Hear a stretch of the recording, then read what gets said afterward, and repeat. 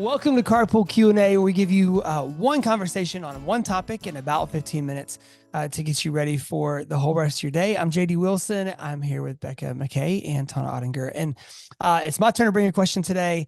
This is much more of a personal, this is coming from a personal place. We are coming out of being stuck in our homes for what feels like eternity. If you are elsewhere in the world, particularly in the US, you probably make fun of the Southern United States when it snows because everything shuts down. And that has happened for us in Memphis, Tennessee, specifically. What comes with a giant Arctic freeze and snow and all of that usually is also a boil water advisory, which is fun. Sure Everybody did. loves it. It's their favorites. And so you get to play supermarket sweep, but driving on ice to go get all the things you need and fight people for bottled water and all of that. So we're coming out of that. And the reason that I bring that up is whether it's the pits of summer or depths of winter or spring break, fall break, a lot of times when our kids are in a regular routine, when our families are in a regular routine, and that routine gets abruptly interrupted, in the Wilson house, one thing happens. That's that mom and dad want to lay in bed and watch TV all day and ignore the rest of the world. And we can't do that. So what are some fun ways that you have found or that we have used in the past or that we would advocate for to help both maintain connections and boundaries, and then maybe some fun inside things you can do when you are just stuck because of weather or other circumstances in your home for a prolonged period of time? I mean, I just want to say I feel so felt right now because this is in no way, shape, or form am I trying to like trump you, JD. That's not my heart at all. I Right. just feel like it might be important to like advocate for myself a little bit because we had the holidays and then we Mm-hmm. creeped into January and then our house got COVID. Yeah. And we were home with COVID for a week and then Snowmageddon, as I'm now calling it, hit. And now I have a kid that's working through some other health stuff. We literally have been I left the house one day before the snow came because I hadn't been out of my home in 3 weeks. 3 weeks. Laughing at Yeah. I you. told Mo, I was like, I need to go on a little drive if I'm gonna be okay. Like, I just need you to like take me on a drive. And then I got in the car and drove after the ice melted and thought, I don't think I've driven in a month. So I've just been calling it hibernating. Like we've just been hibernating over here at our house. So it's a real thing. And I do think about our northern friends and listeners who do have a different way of life with the snow and the Right. winters probably seem really long and there's a lot of darkness and it is just a whole different rhythm. So I love this question. There's Uh, also snow plows and salt trucks, those there kind of are. things that There we are. don't. One of our young kids saw something driving down the road. They were like, "What is that?" I was like, "That is one of Memphis's. I think we have 3 snowplows in the whole Yes. city of Memphis." I was like, "That's one of the snowplows, kids. Everybody run to the window. That's a snowplow." Like anyway. There's See so Anyhow, few happens that they every year. voted on names. The snowplows in Memphis all have a name that was voted okay. on because there's so few. Yeah. But I Anyway, feel like good question. it's a really good question, JD. And I think there's a difference if you know it's coming or if you don't. So I Yeah. think if you know it's coming, you can do a little bit of planning ahead and you can think through, like, if we're talking about like abruptly changing routine because it's going to be spring break, then I think a lot of times parents don't plan ahead and then they feel annoyed because they're like, why can't you just chill? And the kid is used to having structure for 8 hours a day. And now all of a sudden they have zero structure. And so I think just planning a little bit of structure can go a long way of like in the morning, we're going to, have reading time and then we're going to have outside time and then we're going to do an activity with our friends. Like having a tiny bit of structure when you can plan ahead. I think it's harder whenever it is snowmageddon or it's sickness or it's whatever, and that's happening abruptly. And so, I mean, so many directions you could go, but I would say the first thing is you mentioned it, JD. I just want to lay in bed and watch TV. The first thing you have to do is just change your expectations. Yeah, When she's stuff shuts right. down unexpectedly, when Yep. there's a sick day, when there's a snow day, Yep. change your expectations. My job is now, cruise director of this snow day. And Right. that's my new Right, Yeah. Becca. job. That's And I don't right. want that to be my job. But if I can shift that perspective, I think that can help, because if your mindset is, oh, this is my time to relax, then that just creates more resentment and bitterness. Right. I also want to mention, as was the case for us, those of us that work virtually, we have to balance. We still have to do our jobs, which I know we're not alone in that. A lot of people in the US now and across the world work virtually. So a Yeah. snow day or a sick day doesn't always mean, like if your kid is homesick, doesn't always mean that you're not still doing Right. things. So it's that balance of structure and nurture is the principle that I would highlight, like finding ways to balance that if it's expected or unexpected. Yeah. I like you talking about the mindset shift. You know, it's ringing true that somewhere early in parenting, we switched our language, and it really could be that simple around going on a trip. When we started having kids, we're like, we're going on vacation. And I was like, oh, hold up. That is not what is happening. If there are children in tow, we are going on a trip with our children.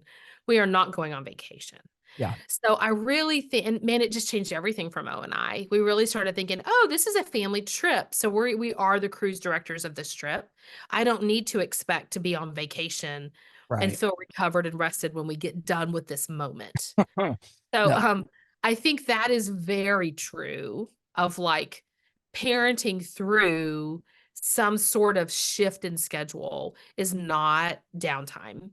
In Yeah. fact, it often takes more of us than running the regularly scheduled activities because we're out of sorts, they're out of sorts, you know, that kind of thing. Yeah. So, I mean, usually, like just to do super brass tacks, usually what happens here is I'm turning on ambient lighting in the house. I'm lighting all the candles. I'm like when it's cold, I'm turning on the fireplace. I'm setting up a hot chocolate bar. Like I'm actually putting out some, like I'm putting some energy into making home feel, you know, warm and cozy. I might wash the blankets in the den so they smell fresh. I know this is silly, but I really do I like to nest and do some of those things.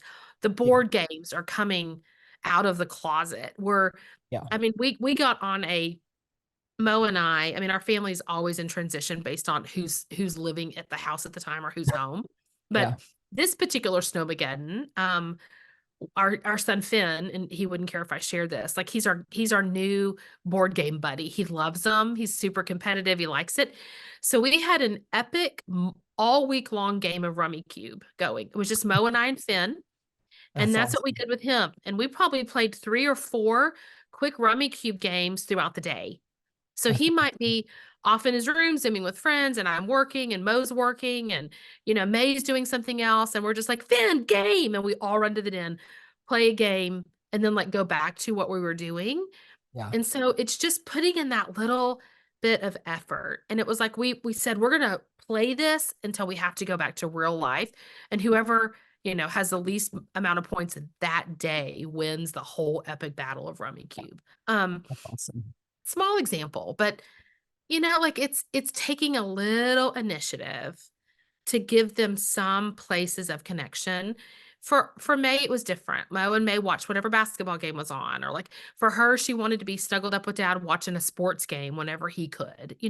So I think it really depends on the kid Yeah. and what they need. We, so I will say for us, Elizabeth works, a mile away from our house. And I have 4-wheel drive. So it was fine enough for me on the roads to get her over to work and come back to the house. She does interior design, so she can't really do that remotely.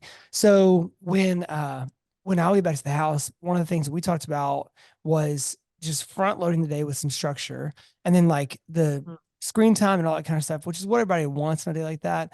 Our main sledding buddy was out. He had gone with friends out of town ahead of the snow. And so like nobody was really clamoring to get out in the 3-degree weather and sled, and it's Memphis, so it's flat. So we would kind of say, hey, here's 2 or 3 things that need to get taken care of. As soon as that's taken care of, you guys can have screen time until, and we would set a Yeah. natural barrier that didn't feel like it had to be a punishment. Like, hey, I tell you what, we got these 3 things to do, and then y'all can have some screen time until lunch, and then we'll do lunch, then we'll do some afternoon chores, and then we're gonna go we'll go ride to Target and get pick up something, or we'll do. So that gave me these long blocks of time where I could be working, doing stuff. They can be working on homework and stuff they've got to do during the week. Then they get a time they can chill for a little bit. And then I knew that one of our kids in particular needed sensory input throughout that time. So when we were breaking for lunch, it was get on the little sliding, now I forgot what it's called, little sliding board, Mhm. and use those little squigs to The like computer boards or pull whatever. to Yeah. pull Yeah. herself down the hallway, which is a game that Elizabeth loves to play with her. So doing that for a minute, then there's this silly, I mean, from when they were toddlers, it's a pogo stick, but it's just a little foam, kind of rubbery Mhm. block and a stretchy band that they can jump on. It's in no way made for a child that is her size like anymore, but she will just like bounce all around the house on that thing.